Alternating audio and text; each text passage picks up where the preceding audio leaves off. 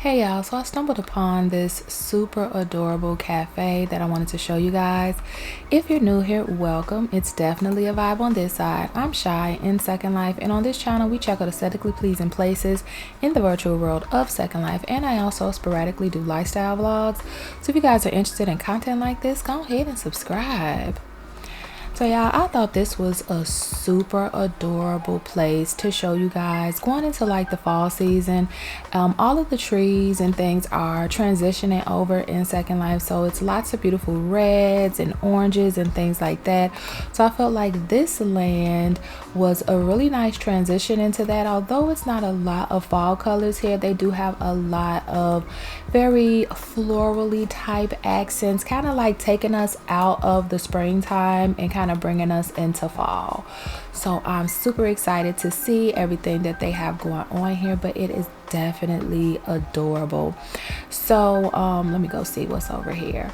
This land is not a very large land, but as we know, the small lands, they always pack a nice little punch. I love a good cafe, so I'm always up to tour a cafe. I really like that this place is rather small, but they do have a lot of different elevations. You know, I love a good elevation. So we'll look around a little bit before we actually go in. I love these little added features like this little sprinkler set, and then they have these beautiful flowers over here.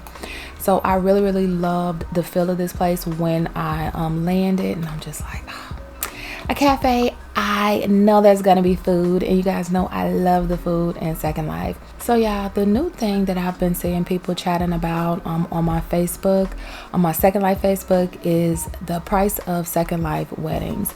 Now, I have been to a few Second Life weddings, and when I tell you, I always wonder about the cost because they're always so elaborate, very beautiful, very organized. Everything is really well put together. So I would not have been surprised if, you know, it did cost quite a bit in order to pull a Second Life wedding together. However, the cost that people were saying as like the base pay was not on my radar at all. A lot of people were saying that they started out at like 50K. I'm like, 50,000 lindens, is a lot of money in my opinion to bring into Second Life for a event. But you know, I don't know people's different taste in Second Life and things like that. So I feel like, you know, it is one of those things to me where I'm like, you know, it ain't tricking if you got it, but even still, I can't do it. I can't do it. I'll never see anything wrong with, you know, bringing money into Second Life for things that you want, but I feel like 50K is a lot for a wedding. However, oh, a little bird, I want to see the bird. However, I do have to take into account that everyone's price is different. I don't know if there are any creators that are kind of like a one-stop shop when it comes to weddings. I kind of figured that you would need like a little bit of everyone to do a little bit of everything. So you might need a landscaper, and then you might need a wedding planner, and then you might need a decorator. Then you might want a personalized cake, so then that's something different. And then you also need a DJ and bridesmaids. So a lot of cost. These pears look so yummy and ripe. A lot of different costs would be added into that, so I kind of understand how that could justify the pricing. However, I do feel like there should be some type of cap. Someone was saying like 150,000 lindens on a wedding.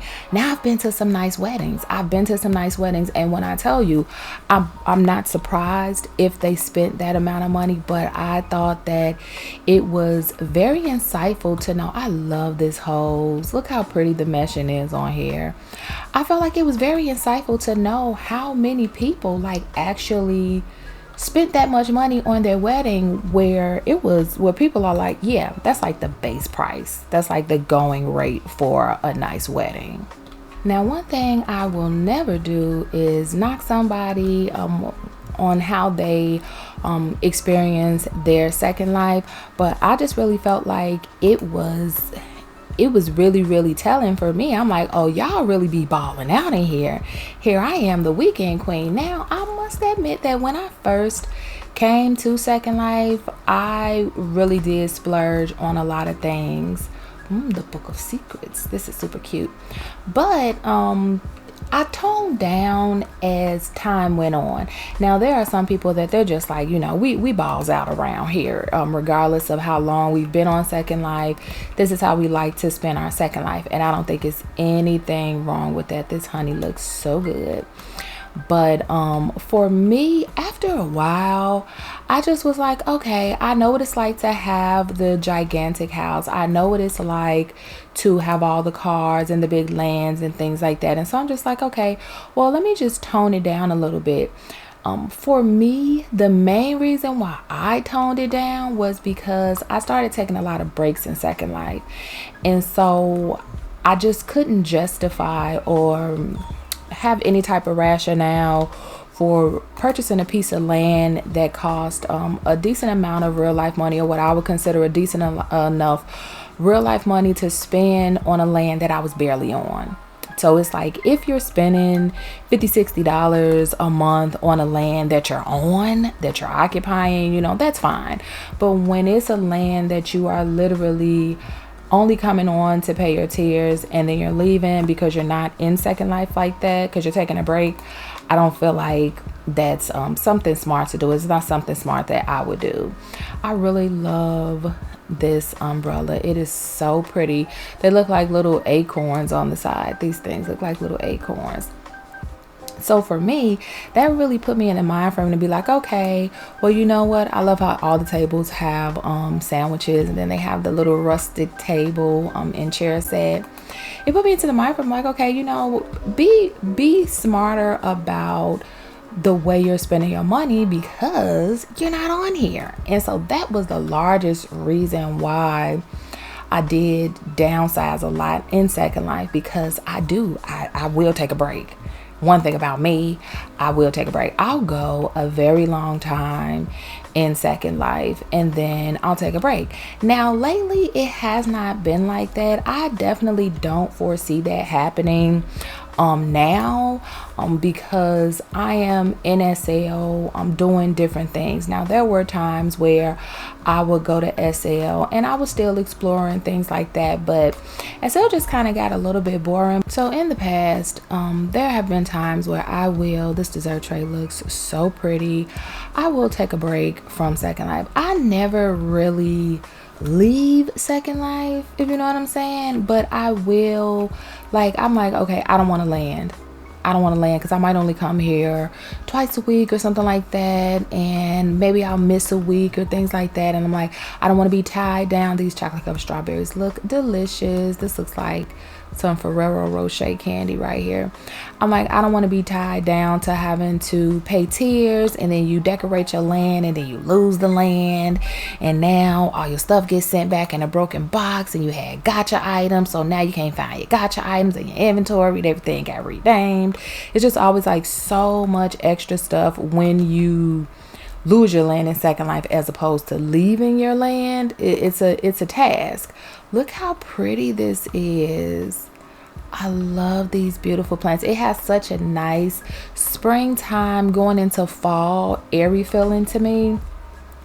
And so when I feel like I'm like, okay, well, I don't want my land, I'll leave the land and then just kind of be just winging it for a little bit until I get back into the mode of like, okay, I want land. I haven't taken a break in quite a while, I must say. This really has been like the longest time where I really haven't taken a break. But I think once I got back into experiencing SL the way that I love to experience it, and really getting back to that place where I'm like, okay, I want to explore. And I think that was my thing at first. It was more difficult for me to find places to explore. And it's like, as soon as I said out loud that I wanted, to be able to explore and to be able to have all of these beautiful places to look at, it's like I start finding all these beautiful places, and they're so much easier to find for me than I ever thought. Search is always going to be your very, very best friend.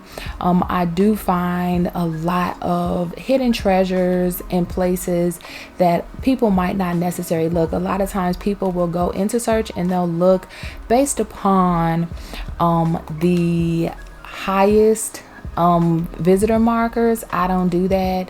I do that sometimes, but not normally.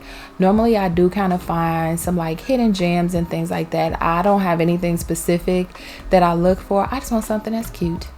Being totally honest, I just want something that's cute. Oh, this basil looks so nice and fresh. My cousin and her boyfriend, they have a garden in their backyard. I want to look in on this basil a little bit more. And they gave me some of the best vegetables that I have had ever. I mean, she gave us some basil, and we had some onions and cucumbers and some tomatoes. They made pickles. The pickles were delicious. Oh God, what else did she give me? Is that all? It was so some chives.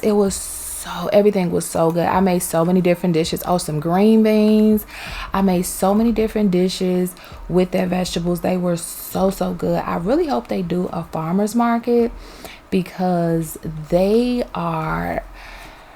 her boyfriend really has a green thumb. She was telling me about it, and he was as well. He has a really green thumb, and he's like teaching her about how to garden and things like that. And I'm like, that is a skill that is very much so needed. Not so much where you teach other people if you don't want to, but just to be able to sell your goods, especially in today's time where they are literally just messing with all the vegetables, all the fruits, just messing with all of the things that come from nature. So I'm like, you guys, that's a talent that is very much so needed. So I was very appreciative, and hopefully whenever they get some more veggies, they'll let us know. I really hope they do a farmer's market, because I would love to shop with them, even if they do it out their home. Like, you know, I would love it. I would love to shop with them, because the veggies are really good. So now I want to look at this beautiful counter. I want to look at the menu first. But yeah, back to the weddings. Yeah, it was a lot of people that had a lot to say. I love this menu. It is so cute. The little chalkboard writing on the menu. I felt like there were a lot of people that wanted some things to say, but at the same time, when you go to these weddings, they're so beautiful, and they have wedding suites and things like that. It's just like you kind of forget about the pricing. Now, one thing I will say that I have noticed throughout my time in Second Life, as well as just observing things like this, much like real life, not always, but much like real life, when a lot of these people spend a bunch of money on their weddings in Second Life, they don't last as long as you would want them to after spending all that money in Second Life. This coffee machine, or this espresso machine, is so nice. And so that is one thing that I have observed. It's like, though I've seen people have huge, expensive, extravagant weddings, and then they will break up the next day. I've seen it on Facebook. They're like, and it's over. I'm like, you guys just posted. I didn't even go to the wedding, but the pictures were jaw-dropping, and y'all broke up. It hasn't even been 24 hours. Look how pretty this cake is. I love a good naked cake. You know, I love a good naked cake. I feel like the naked cakes are so pretty, and they give like that extra little flair to me. It's like it shows you it's like perfect imperfection. And I think that's why that's what I really love about a good naked cake. It's so pretty. Like, this cake is so pretty. It's perfect and not perfect at the same time. And so yeah, I'm like, to go through all of that, and to go through planning a wedding, and then the whole wedding, the marriage is over with in less than 24 hours. I'm like, what a waste. What a waste of money. But like I said, you know, if you cool with spending that type of money, then I say more power to you.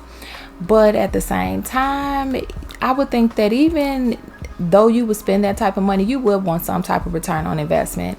These what are these, tarts? I don't think these are tarts. I forgot what you call these, turnovers or something. They look super yummy. I would feel like you would want some type of return on investment after spending that amount of money. But everybody SLs differently, and I always get that, and I always admire that. I love the eye for detail. I love carrot cake in real life. Side note, I love the level of detail that people sit down and put into talking to designers about how they want their wedding to look. And I also admire the execution of the creators who get all of this together, because it's a lot to do. It's definitely a lot to do. Everything looks so super yummy. But for me, if I had the opportunity to plan a wedding, I don't know that I would do all of that. I love something real small. Let's go ahead and elope. That's going to be my cup of tea.